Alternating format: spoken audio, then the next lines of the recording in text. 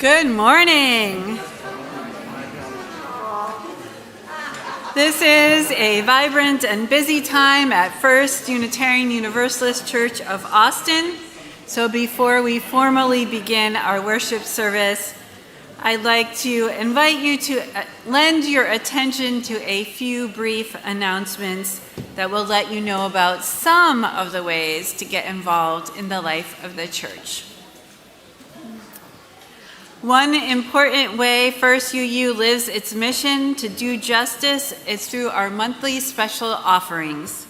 18 wonderful organizations have been nominated this year by members of this congregation, and it is time to vote for your top 10 recipients. You can vote in person today. See the social action table for a ballot. You can also vote online. A link was emailed to church members on Thursday. You may vote only once, either online or in person. They're kind of on the honor system here. Voting closes after the congregational meeting this afternoon, which is today at 1 p.m. We hope all members will come to vote, and all of the rest of you are also welcome to attend our congregational meeting, which includes votes on the budget and bylaws today. Each Sunday, one of our caring companions is designated to be available in the sanctuary after the service to listen to any immediate pastoral care needs and assist you with connecting to additional pastoral support if you would like. Today's caring companion is Linda West. Linda, where are you? There you are. Thank you. On each Sunday, we light candles in the sanctuary and along the windows to mark sacred moments in our lives. Although we do have a time set aside during worship to note these candle lightings, you are invited to light candles at any time before or during the service, whenever it is that you feel moved to do so. Now, let all those who have gathered in beloved community, whether in virtual space or in person, join our spirits together in worship.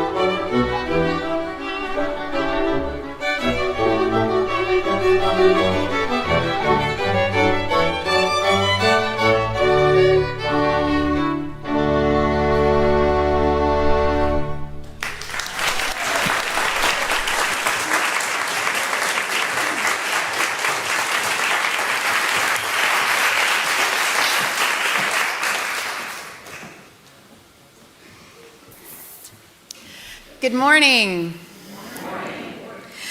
Whether you are joining us online or here in the sanctuary, welcome to First Unitarian Universalist Church of Austin.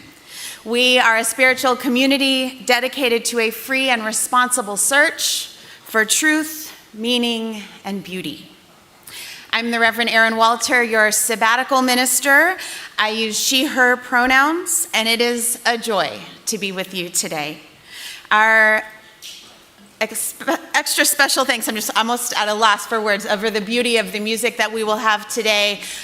Brent Baldwin, our music director, the Chamber Orchestra and Choir, thank you so much for your gifts already.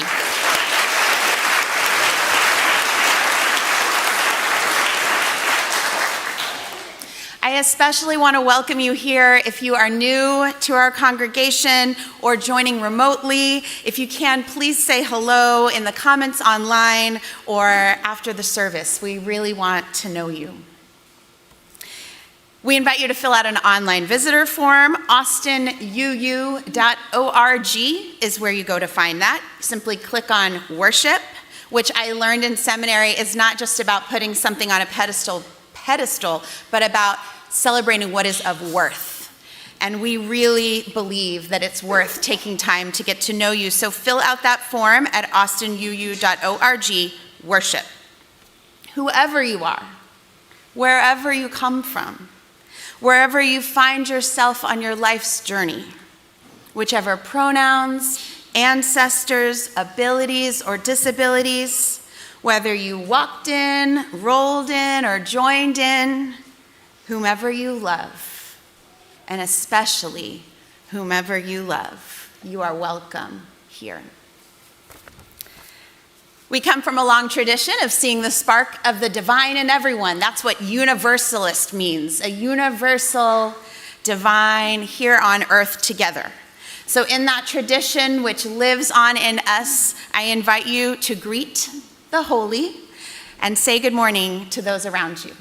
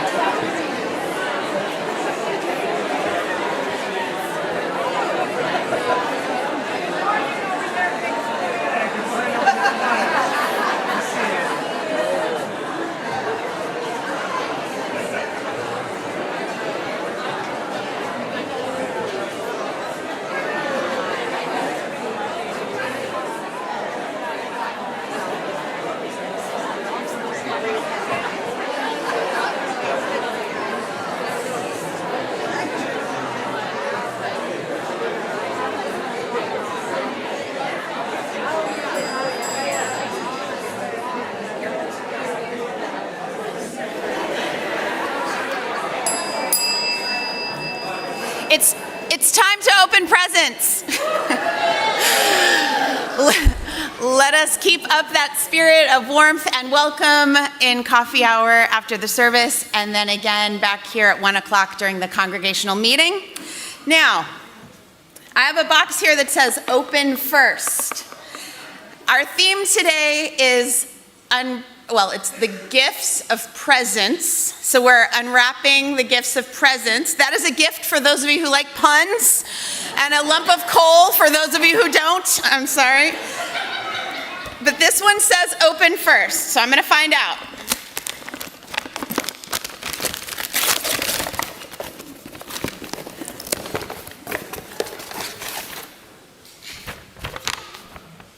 All right. It says some of the things that I've already said to you. And then it says, today we are literally going to unwrap this service. I'm going to invite volunteers to come up, open a present, and each box or bag will have some part of the service in it. One box has the opening hymn wrapped inside, another has the offertory, and so forth. We'll take a moment to breathe together as they come, and even if it means that our opening words happen at the end, or our closing hymn is first, it's okay. We're gonna have some fun today, and we're gonna learn some things from it. This is a tradition in quite a few UU churches, but I'm not aware that we've ever done it here before, so I'm excited. Reverend Michelle leaned over to me while the music was happening, and she said, "What is Jim doing?" That is because Jim Schmidt, in the Santa hat, was opening a plastic bag. That is where the trash is going to go. So wave to Jim.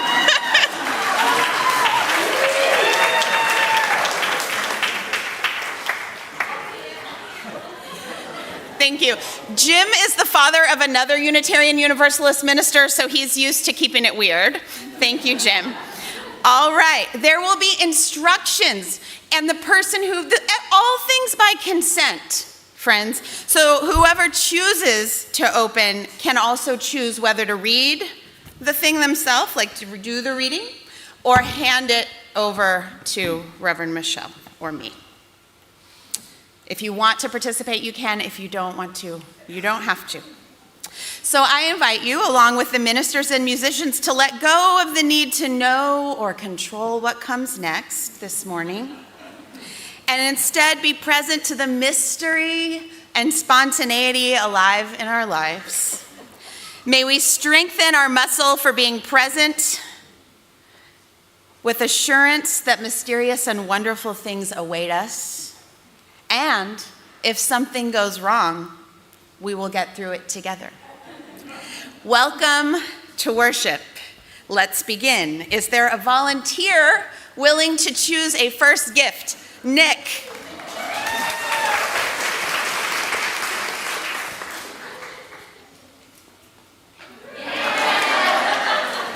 You can do it right here if you want. It's a box. It has a battery inside. Uh-oh.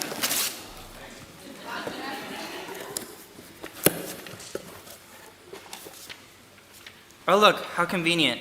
It's the opening hymn. Please rise and embody your spirit for opening hymn number 241, In the Bleak Midwinter.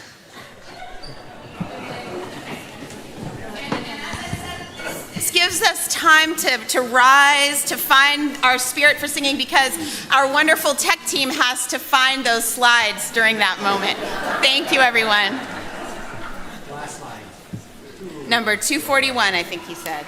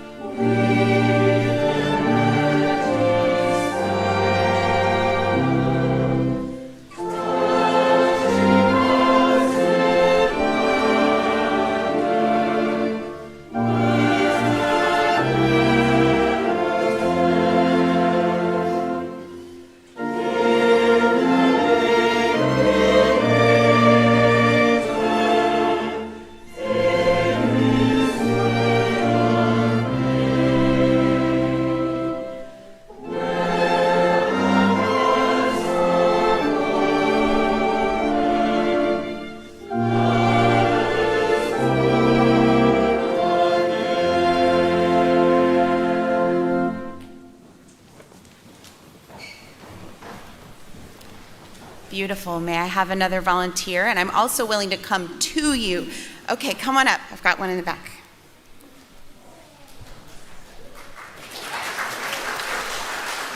This is Ann Vance. Hi, Ann. Not those. Sorry, not those. Like Santa and your parents, I reserve the right to hand out the special ones at a certain time.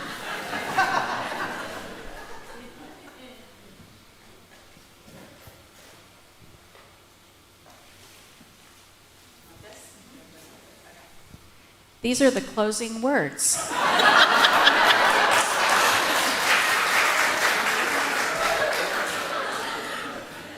Our closing benediction is The Mystery of Being Here by John Donahue.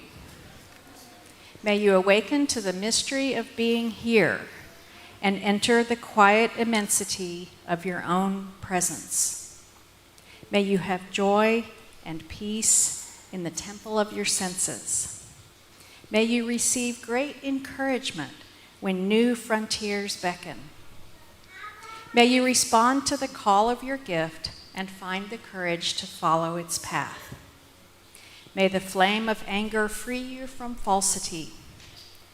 May warmth of heart keep your presence aflame and anxiety never linger about you. May your outer dignity mirror an inner dignity of soul. May you take time to celebrate the quiet miracles that seek no attention. May you be consoled in the secret symmetry of your soul. May you experience each day as a sacred gift woven around the heart of wonder. May it be so, and amen.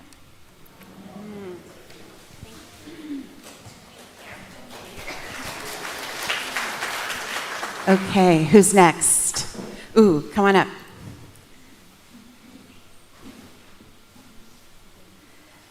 Notice how you feel during this time of waiting and wondering. It's a time to check in with yourself. Okay, do you want to tell us your name? Joy. This is Joy. Perfect. Okay, Joy.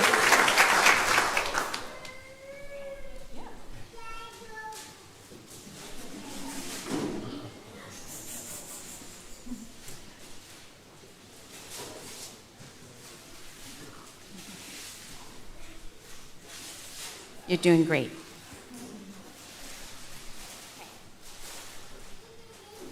What's in there?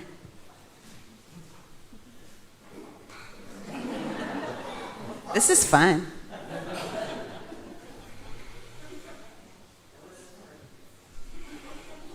Yeah. It says read it or give it to Reverend Michelle, your choice. Okay. So I'm going to ask you to read. Yep, just this page. That's perfect. Okay. I start. We'll start with our first reading. Our first reading.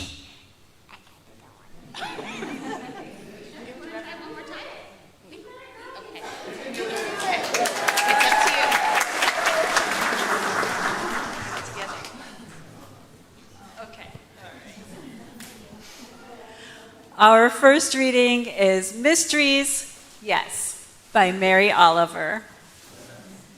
Truly, we live with mysteries too marvelous to be understood. How grass can be nourishing in the mouths of lambs. How rivers and stones are forever in allegiance with gravity, while we ourselves dream of rising. How two hands touch, and the bonds will never be broken. How people come from delight or the scars of damage to the comfort of a poem. Let me keep my distance always from those who think they have the answers. Let me keep company always with those who say, "Look," and laugh in astonishment and bow their heads. Here ends the reading.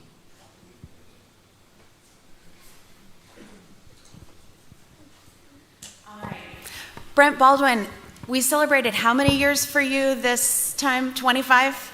Is that right? 200. 200 years that Brent has been our music director. Was it 25? Yeah. So maybe this is your 26th holiday season doing special music. So I would like to invite you to open the next gift. Okay.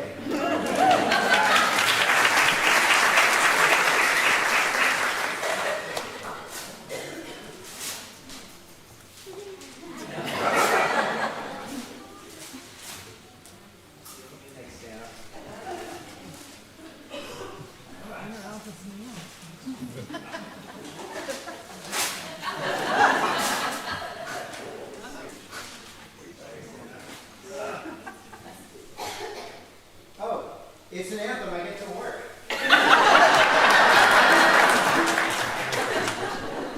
Let's do movement 2. Are you ready for this aria?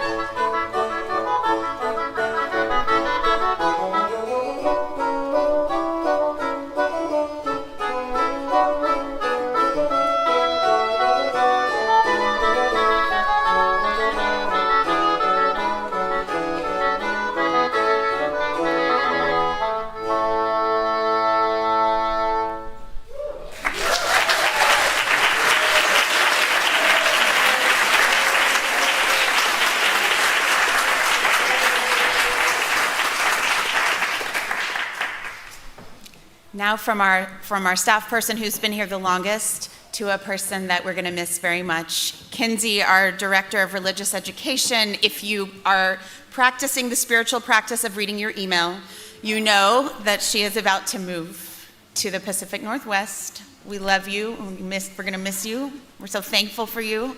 And you get to open the next present.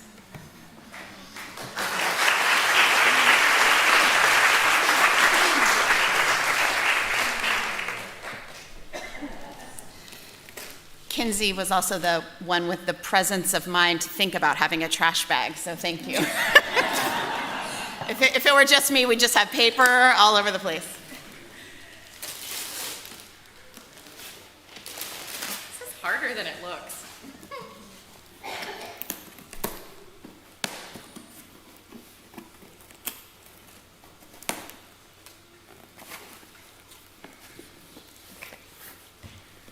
I invite Barbara Wilm to come up, who actually is the one who thought of the trash bag idea, with the children, and read The Shortest Day by Susan Cooper, illustrated by Carson Ellis. So Barbara Wilm and all the kiddos, come on up.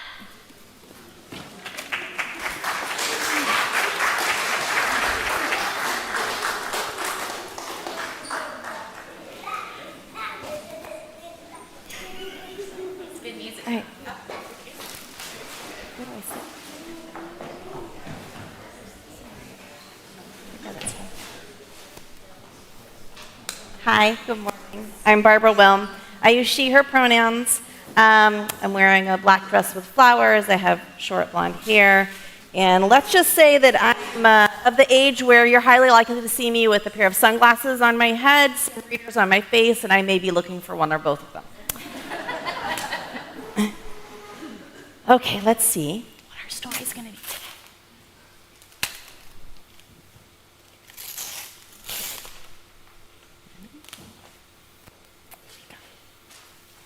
Okay. All right, so today we're going to be reading about the winter solstice. This year, it's on December the 21st. It's a special day that has been celebrated or acknowledged in some way by humans for over 5,000 years. It is a long time.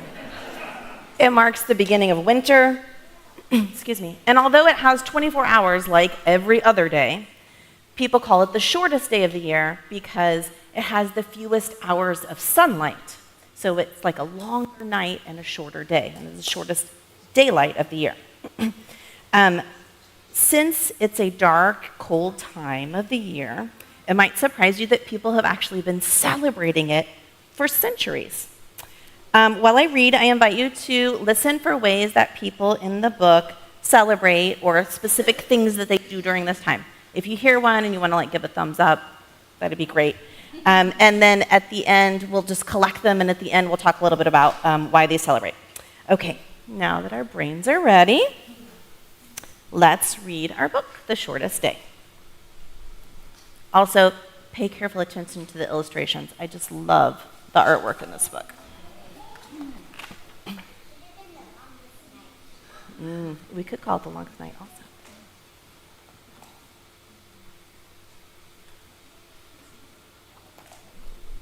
So, the shortest day came. And the year died. And everywhere down the centuries of the snow-white world came people singing, dancing, to drive the dark away. Raise your hand if you can remind us what is a century. Can you tell me? Kieran, do you know? Does pick? Yeah, it's a period of 100 years. So we're talking about hundreds and hundreds of years. That's a really long time. They lighted candles in the winter trees. They hung their homes with evergreen. They burned beseeching fires all night long to keep the year alive. And when the New Year's sunshine blazed awake, they shouted, reveling. Through all the frosty ages, you can hear them echoing behind us. Listen.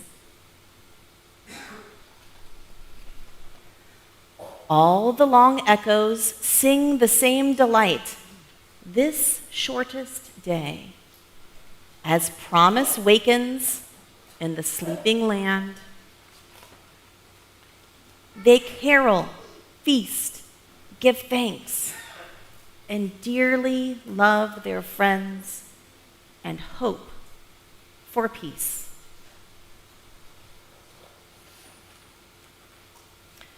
And so do we, here, now, this year, and every year. Welcome, Yule.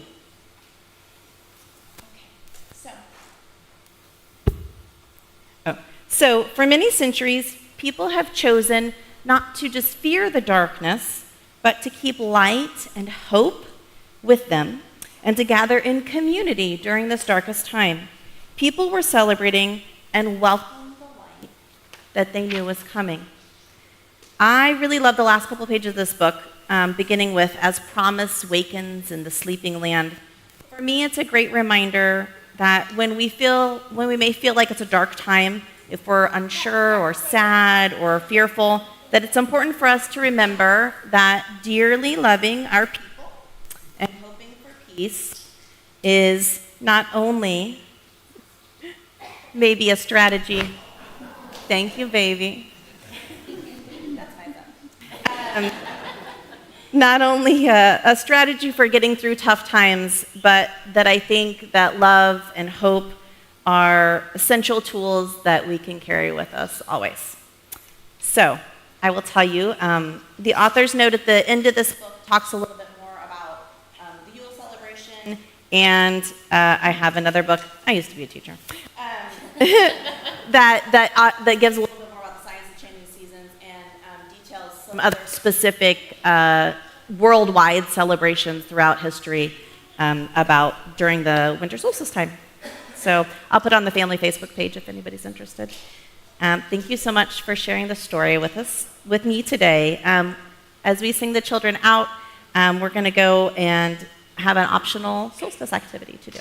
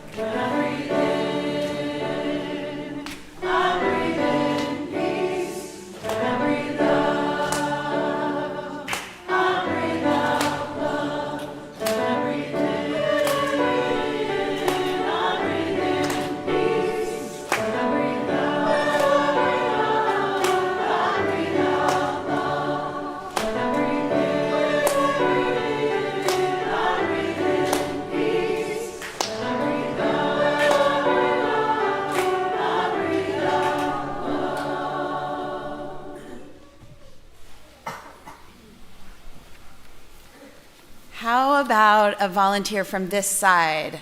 Come on up, sir. I see you in the back. Thank you. Any of these up here? Want to open a present? Great. Oh boy, it's another Amazon present.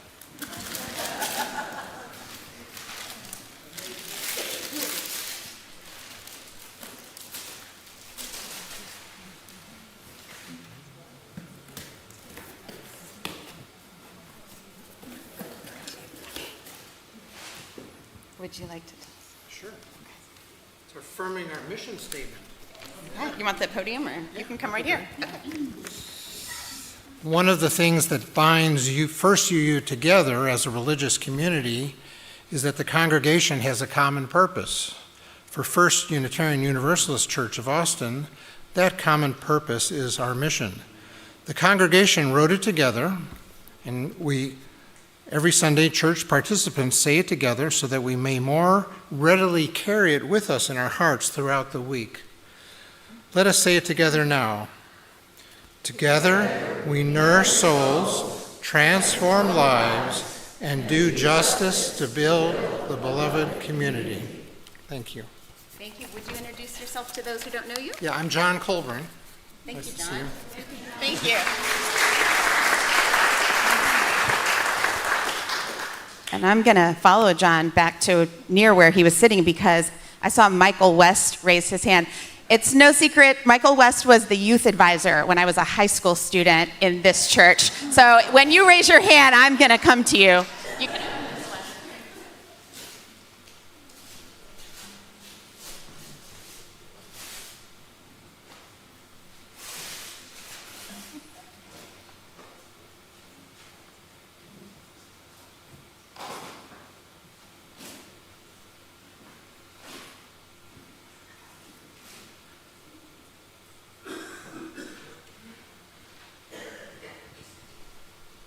It is absolutely my pleasure to say, this is the offering. You know, when they did the closing earlier, I thought, oh, wow. No, but I am thrilled that this is the offering. It says, please give to Reverend Erin. Oh, want me to say it? Oh, I can do it. Oh, it does say that, doesn't it? It's up to you. It Do you does. want to read it or do you want me to read it? I'll give it a shot. All right, please read it. This is the time during our service when we commit to the mission and the ministries of this church by making an offering. We give out of our own so that we together might build a better world. If you are new or visiting us today, please allow the plate to pass by you. You can give in a few different ways by going to austinuu.org and clicking on the link to the top right side of the page, or by texting your contributions to, y'all ready? 84321. Or, of course, by placing an offering in the basket as the ushers pass by. Here in the sanctuary, the ushers will now accept our offering.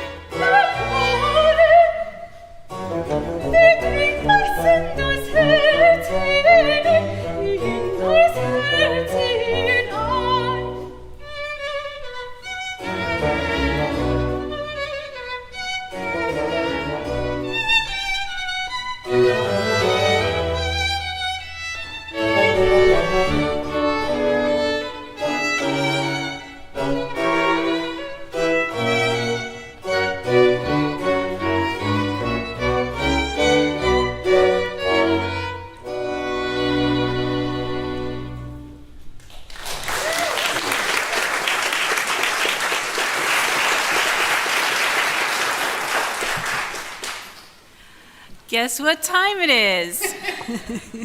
Time to unwrap another present. Do we have another volunteer? Liz.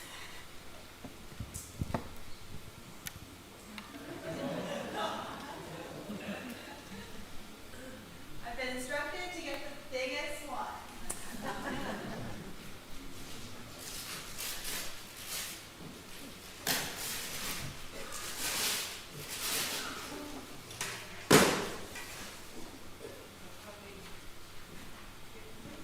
All right. We have the homily from Reverend Erin, and I'm supposed to tell Reverend Erin it's time for her to preach.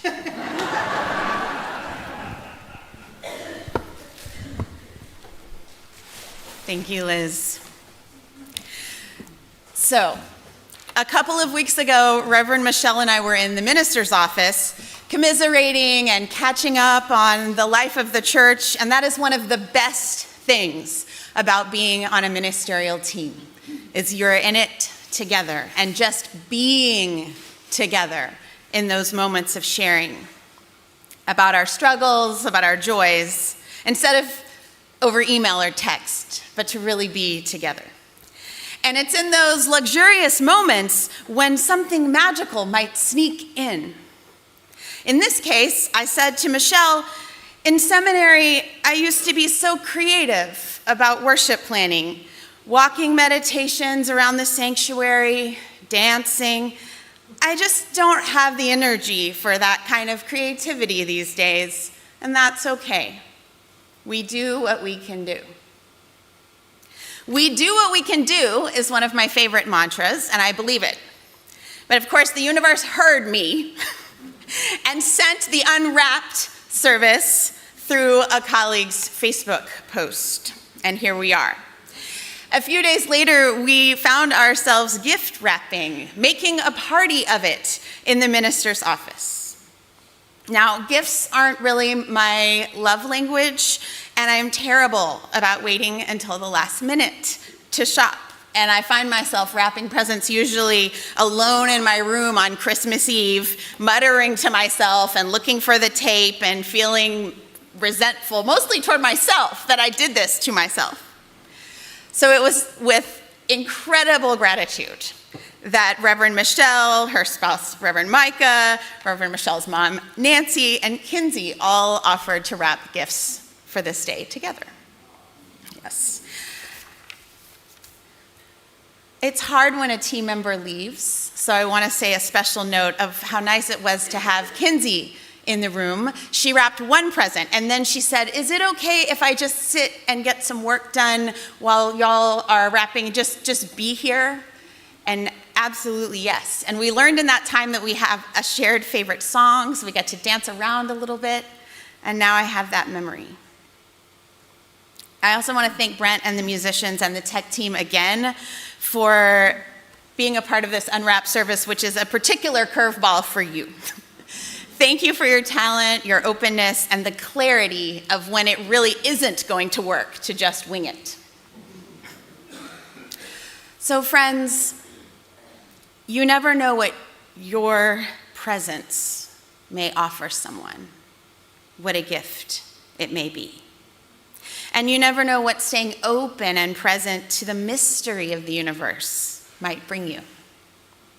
In this holiday season, presence and the corresponding word absence can be a challenging thing. I find myself often torn, wanting to be a bunch of places at once, which of course I can't do. And you may find yourself aching over those you have lost, whether to death or family estrangement or simply moving away. Our challenge in the hustle and bustle is to acknowledge those feelings, to not push them away, but to somehow also ground ourselves into being present to the joys and loves around us. Vietnamese monk and peace activist Thich Nhat Hanh, known as the father of mindfulness, said this: when you love someone, the best thing you can offer is your presence. How can you love if you are not there? The most precious gift we can offer others is our presence. When mindfulness embraces those we love, they bloom like flowers. Today's service is intended to give us a chance to not just talk about mindfulness, but to practice it together. To pay attention because we cannot autopilot this one. It gives us a chance to breathe while we wait for the slides, or when a hymn is opened out of place, a chance to hear sacred words in new voices, young and old. And while for some of us not knowing whether and which hymn is coming next, I admit may be stressful, if we can let go of control even a little and know that whatever is in the box, it'll be okay.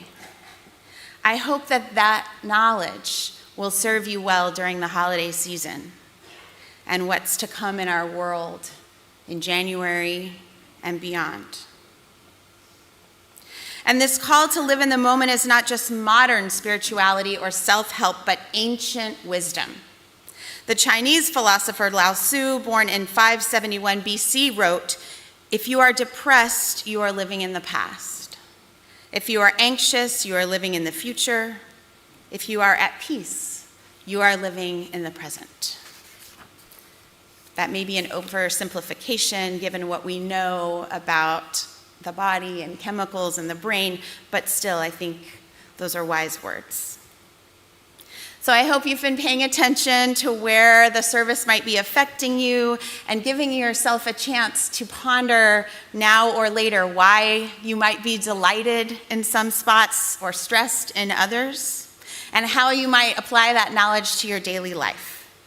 If you've been delighted by something different, something a little silly at times, perhaps seeking more silliness or spontaneity or difference in your daily life would bring you joy. If you feel frustrated, angry, or anxious, I'm sure you're not alone. And perhaps you could have the kind of conversation with a friend, the way I'm so thankful to be able to have with Reverend Michelle when I need to, and talk about what might be underneath what you might be feeling. We can ask ourselves, how would I like to feel when faced with something different, unusual, or beyond my control? What would my best self be in this situation? These are also good questions, not just for inevitable holiday curveballs that happen at the airport or when family gets together, but for our life in this church. First UU is expected to call a second co-lead minister next year. And who knows what kind of creative or theological differences or ways of doing things they might bring. So my prayer for you as your sabbatical minister and someone who loves this congregation so much is that you can meet those unknowns with, at the very least, calm curiosity, or even better, a spirit of delight and wonder. When I told one First UU staffer about this service, they said, "I love it, bring the chaos." And I frankly was not expecting that from you, Shannon. But I love it. And my favorite song on KUTX right now is a song called Little Chaos. And there's a lyric in the verse that goes, "Is there room in your life for a little chaos?" And the thing is, you have to have some room to be able to welcome change or the unexpected, be it a miracle or an emergency. And so in my life as a parent, my husband and I talk a lot about trying to leave room in the Google Calendar for the unexpected. And I remind that today to myself and to all of us. Lastly, I can't talk about presence without sharing a story that's been on my heart about what it is to be present with each other. Recently, I sat with an elder from our congregation who was in the last days of hospice care. She could not open her eyes or speak to me, so I sat with her for a while. gently put my hand on her hands, not knowing how that would feel to her. Sometimes I sang songs quietly, Amazing Grace, The Lord bless you and keep you, Spirit of Life, not sure if she was aware of my presence. I wasn't sure what to say because I didn't know her well. But I leaned in and I said, your church family loves you so much. We love you, we love you.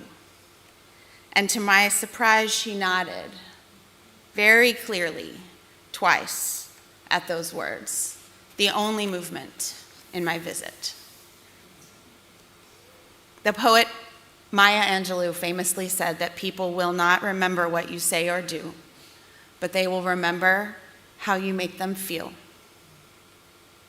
I know from this church member and that experience that your presence matters. The love you bring to each other matters. If this is a challenging season for you, I want you to know your church loves you so much, and we are here for you. May this be a time of great joy in the ways that it can be, and may we be present to each other in everything else. Blessed be. And now, I invite someone to come up and open a gift. Come on up.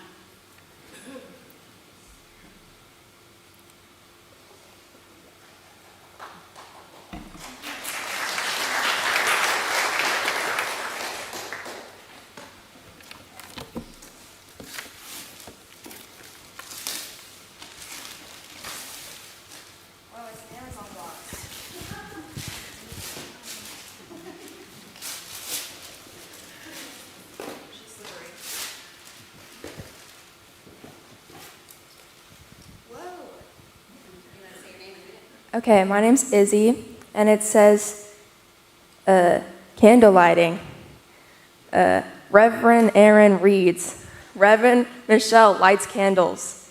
Hand this to Reverend Erin. Thank you. Thank you. We're learning how to make these instructions work for people. Thank you. Okay, it's our time in our service where I invite you into a spirit of prayer and meditation.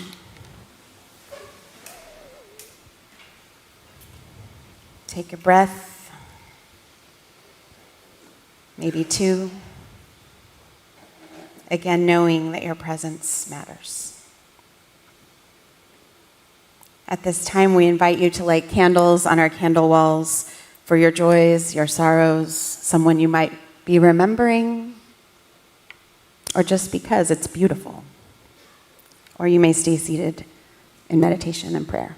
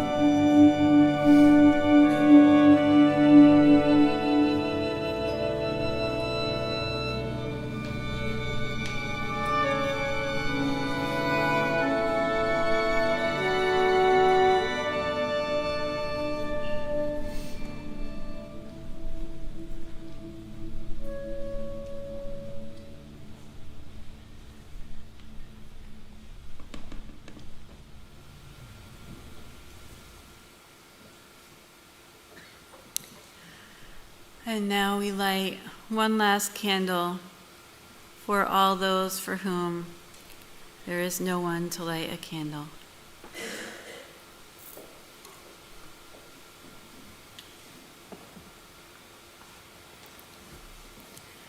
Who would like to open the next box?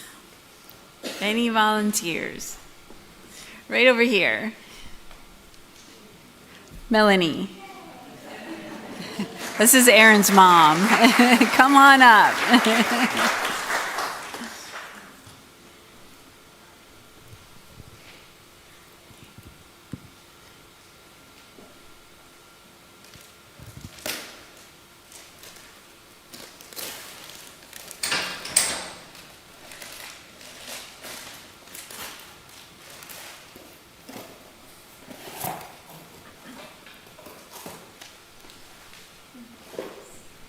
Closing hymn. Okay. Let's see. Please rise in body or spirit for our closing hymn, number 242, in the Lonely Midnight. Thank you. Thanks, Mom.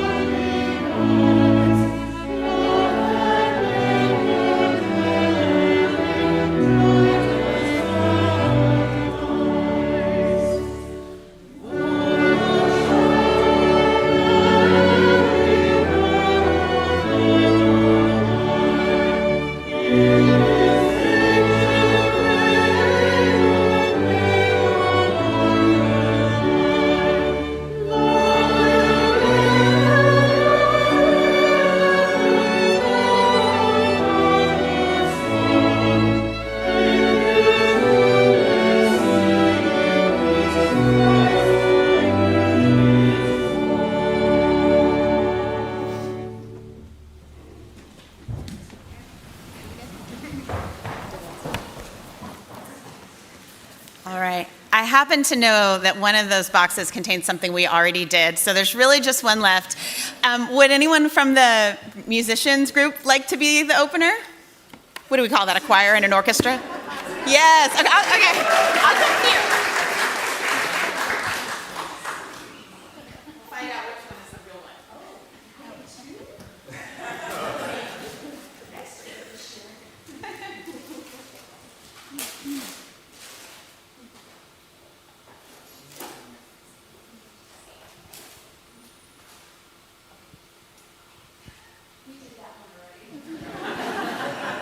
You've had that experience where you accidentally give someone the same present 2 years in a row or whatever. That's this.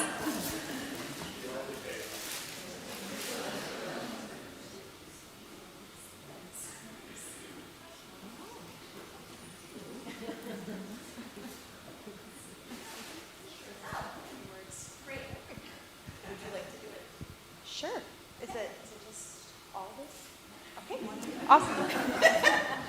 Well, hi, my name is Suzanne. You can also call me Suze, because that's what my best friends call me, so I think we're all besties now. Our opening words are Forged in the Fire of Our Coming Together by Reverend Gretchen Haley. What's going to happen? Will everything be okay? What can I do? In these days, we find ourselves too often stuck with these questions on repeat. What's going to happen? Will everything be okay? What can I do? We grasp at signs and markers, articles of news and analysis, Facebook memes and forwarded emails, as if the new zodiac is capable of forecasting all that life may yet bring our way, as if we could prepare, as if life had ever made any promises of making sense or turning out the way we'd thought, as if we are not also actors in this still unfolding story. For this hour we gather to surrender to the mystery, to release ourselves from the needing to know, the yearning to have it already figured out. Page turn. And also the burden of believing we either have all the control or none. Here in our song and our silence, our stories and our sharing, we make space for a new breath, a new healing, a new possibility to take root. That is courage forged in the fire of our coming together and felt in the spirit that comes alive in this act of faith. And that we believe still a new world is possible, that we are creating it already, here and now. Come, let us worship together.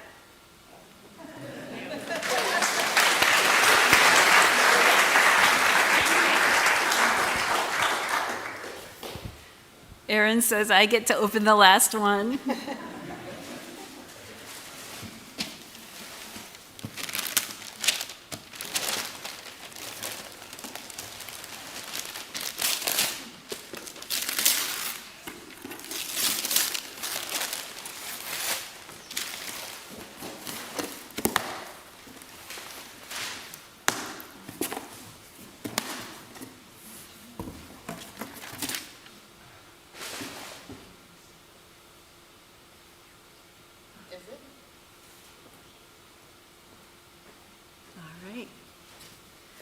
It doesn't say who's supposed to do it, so I don't know if I give it to myself or to Erin. Do it. All right. Thank you for being present to the mystery of the season, the mystery of our very lives and existence, and co-creating this service with us. Your presence today has truly been a gift. We saved this box for last because it would be awkward to extinguish the chalice before it was lit. And because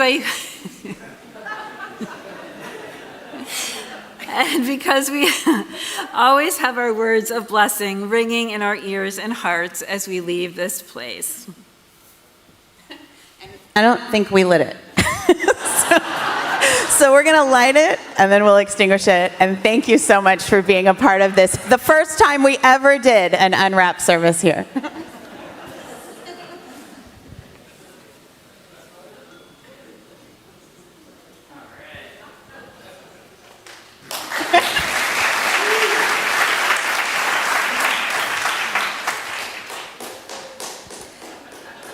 Go in peace, go in love, blessed be. We'll see you at the congregational meeting.